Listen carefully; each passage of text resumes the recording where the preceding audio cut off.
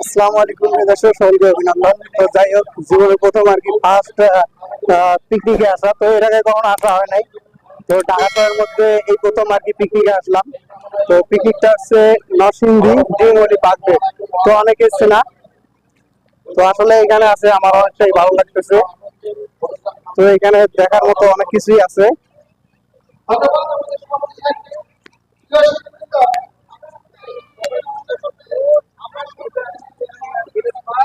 তো দেখতে পাচ্ছেন এখানে অনেক মানুষই এখানে আছে, তো দেখার লেগা। তো আমরা